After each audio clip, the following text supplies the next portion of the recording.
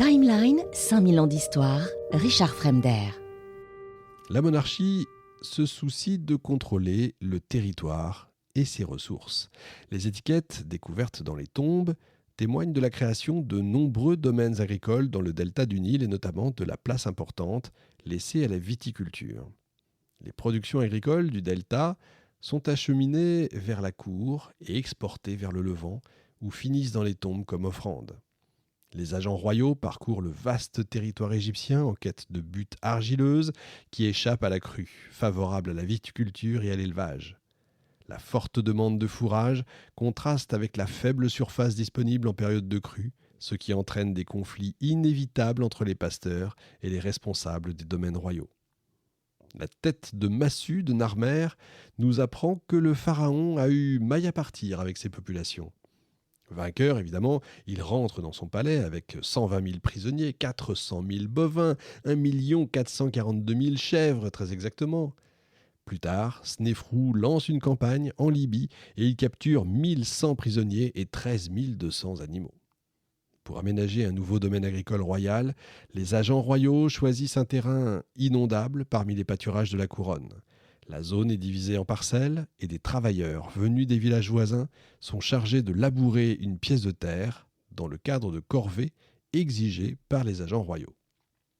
Des scribes des champs sont envoyés par l'administration royale pour surveiller le fonctionnement de ce nouveau domaine agricole. La gestion quotidienne en incombe à un conseil constitué de dignitaires de la couronne et des chefs des villages qui sont tenus de fournir la main-d'œuvre. Les récoltes du domaine profitent aux temples bénéficiaires de la donation.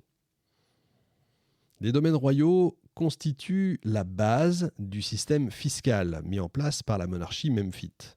Il repose sur un réseau complexe d'exploitation agricole, de centres d'élevage et de postes de garde placés sur des axes marchands. Les agents royaux effectuent des prélèvements de biens en nature, des grains, des animaux, de la poudre, des pépites d'or qui sont ensuite acheminées dans les magasins des centres productifs placés directement sous le contrôle de la couronne, les houths. Les magasins royaux comprennent également des entrepôts qui abritent le produit importé. Les agents royaux en mission peuvent s'approvisionner dans les houths et les temples qu'ils rencontrent sur leur chemin à l'aide d'un laissez-passer délivré par le roi. Les gouverneurs des houths supervisent la mise en valeur agricole de territoires qui étaient jusque-là complètement négligés. Leur mission principale est de résoudre les problèmes logistiques liés à l'acheminement de grosses quantités de grains à intervalles réguliers sur les itinéraires parcourus par les agents royaux et leurs nombreuses troupes. Ces immenses dépôts de grains servent à nourrir les hommes et les bêtes qui composent les expéditions. Le centre productif le plus important de cette période, c'est le site d'Éléphantine, fortifié et placé sous le contrôle d'un gouverneur qui a la charge de surveiller les livraisons de céréales provenant de la région d'Abydos, destinées à rémunérer les agents royaux qui y travaillent. L'or est entreposé dans le palais même du gouverneur et pour cette raison, il bénéficie du titre de trésorier de l'or d'Éléphantine. Les agents royaux qui dépendent du gouverneur prélèvent l'or qui transite entre la basse Nubie et l'Égypte. Il arrive que la couronne emploie des marchands comme agents commerciaux. Le site d'El-Kab, contemporain d'Éléphantine, a livré un important complexe formé de magasins et de centres de transformation de produits agricoles. Les dignitaires qui y travaillent assurent la gestion des araires et des greniers, ainsi que le stockage, le transport et la production de céréales. Ce réseau de centres productifs fonctionne jusqu'à la fin du IIIe millénaire. Alors on dispose malheureusement de peu de documents pour comprendre de quelle façon ces centres productifs et fiscaux sont reliés aux institutions administratives centrales.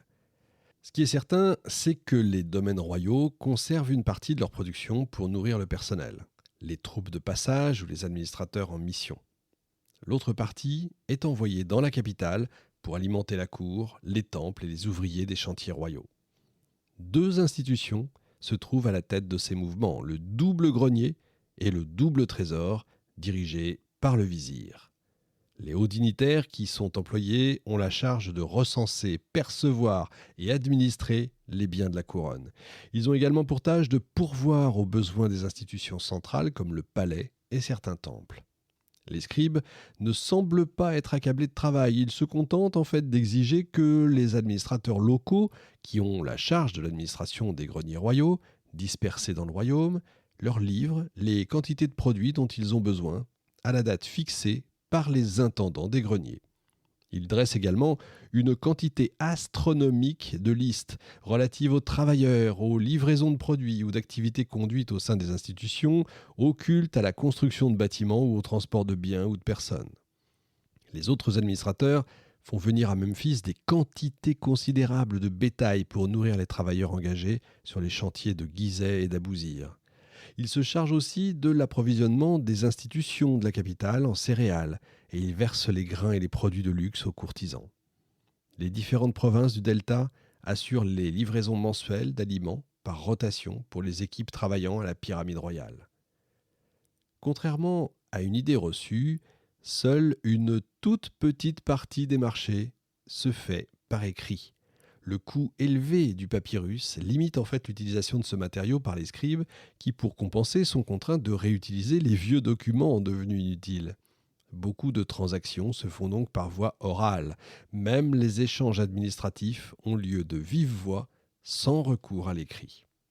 Ce qui ne nous aide pas, évidemment. Les élites raffolent des produits de luxe réalisés dans les ateliers royaux. Ces besoins pèsent sur les exigences de l'administration royale, évidemment. Le goût de l'élite pour les tissus en lin entraîne l'essor de la culture de cette plante. On assiste alors à une mise en place d'une géographie productive.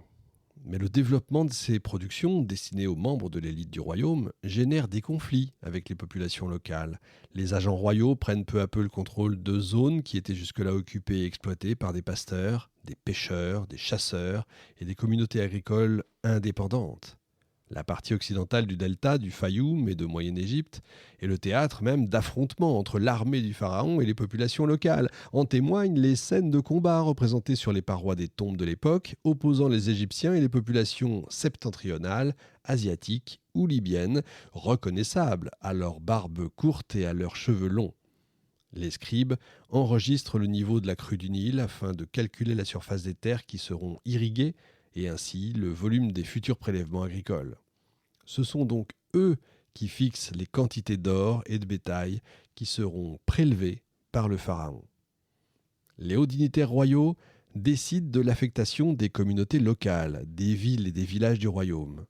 Mais les taxes et les impôts, réclamés par le fisc, ainsi que les corvées, bouleversent les cycles de travail des paysans qui sont alors sommés de cultiver les plantes demandées par l'administration royale. Ils sont donc contraints de cultiver l'orge et le lin en grande quantité, malgré le coût élevé de production et la forte dépendance aux aléas climatiques, contrairement au blé et au sorgho. L'intensification du travail des paysans réduit la part des activités de chasse, de pêche et de collecte du miel. La pression des agents fiscaux incite les nomades à se sédentariser, ce qui facilite évidemment leur contrôle par l'administration. Une autre institution joue un rôle essentiel dans l'organisation du territoire égyptien et dans la gestion de ses ressources. C'est les temples. Les temples provinciaux constituent un lien supplémentaire entre le roi et les élites locales, comme en témoignent les donations considérables de terres accordées par les pharaons de la 5e dynastie à ces institutions. Ces dons sont toujours accompagnés de travailleurs et de bâtiments agricoles et artisanaux.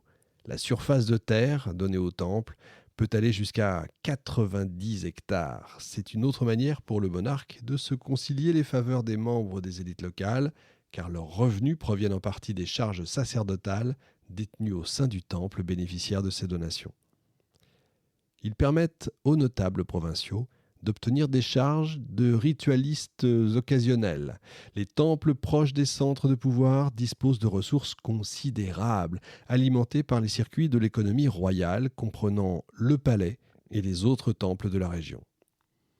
Mais la dotation et l'équipement du temple funéraire du pharaon peuvent être aussi détournés par ses successeurs qui préfèrent favoriser leur propre temple funéraire. De même, le personnel de la cour s'approprie parfois indûment des terres ou le travail du personnel attaché au temple. Ce détournement des ressources destinées aux institutions religieuses entraîne souvent l'abandon progressif de certains temples plus éloignés de la capitale. Délaissés par la couronne, leur entretien est négligé, le matériel de culte s'use d'ailleurs sans être remplacé, et les enceintes sacrées, fragilisées par le temps, laissent la porte grande ouverte aux squatteurs de l'époque. Dans la prochaine émission, nous verrons en détail la composition des élites locales, le rôle des échanges, la Haute-Égypte et, peu à peu, l'affaiblissement du pouvoir royal. À la semaine prochaine.